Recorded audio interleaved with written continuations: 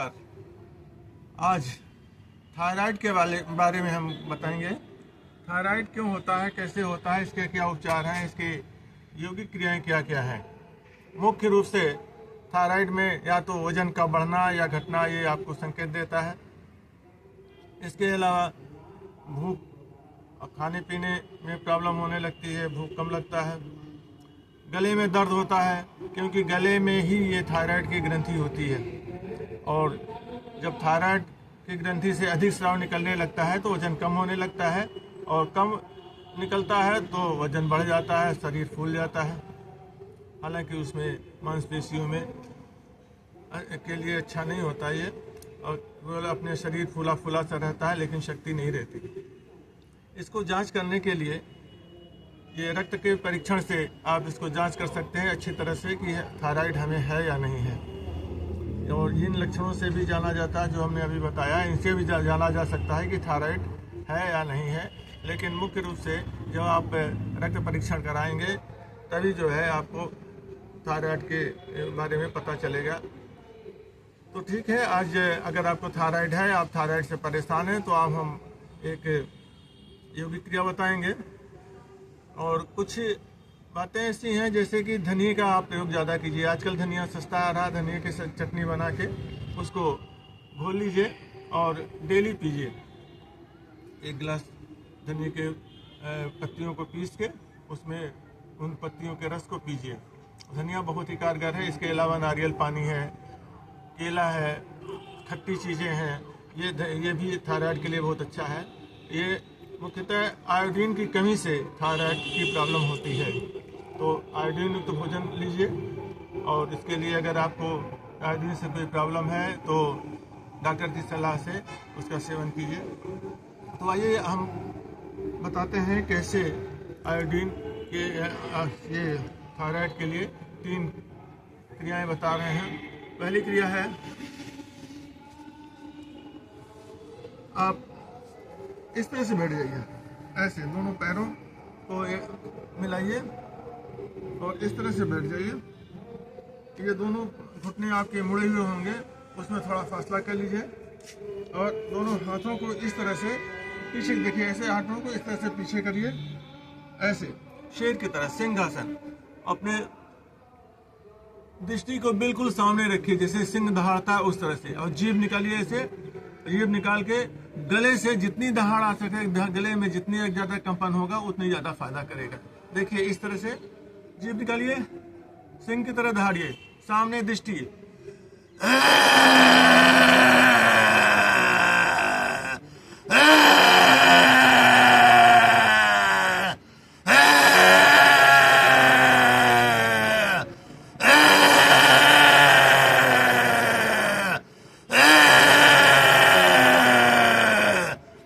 अपनी शक्ति के अनुसार शुरू में 5 बार कीजिए, 10 बार भी कर सकते हैं। इसको कहते हैं सिंहासन। इससे गले में कंपन होती है और गले में जो एक्टिवेट होता है ये आपका थायराइड ग्लैंड। एक तो ये रहा, और दूसरा आप इस तरह से बैठ जाइए, पद्मासन सुखासन में जैसे बैठा हो बैठ जाइए, और करते हैं उज्जयी प्राणायाम।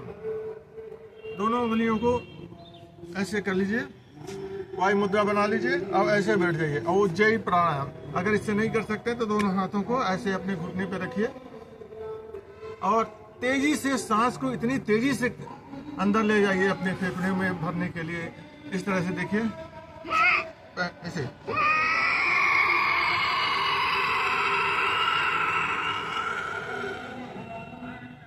सांस को रोकिए जितनी देर रोक सकते हैं। इसके बाद दाहिनी तरफ नासिका बंद कीजिए, बाएं तरफ से निकाल दीजिए।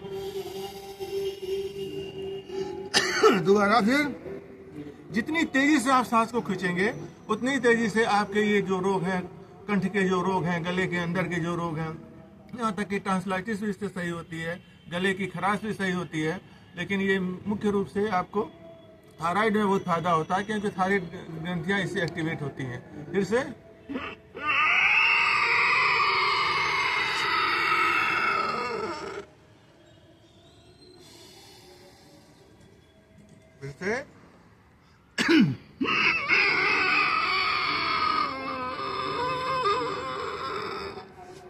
देखिए, अगर एक साथ आप सांस को पूरा नहीं खींच सकते तो पहले थोड़े थोड़े सांस को इस तरह से करिए जैसे हम कर रहे हैं। देखिए,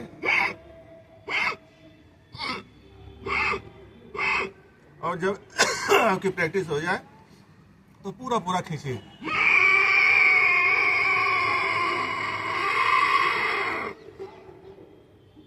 रुकिए।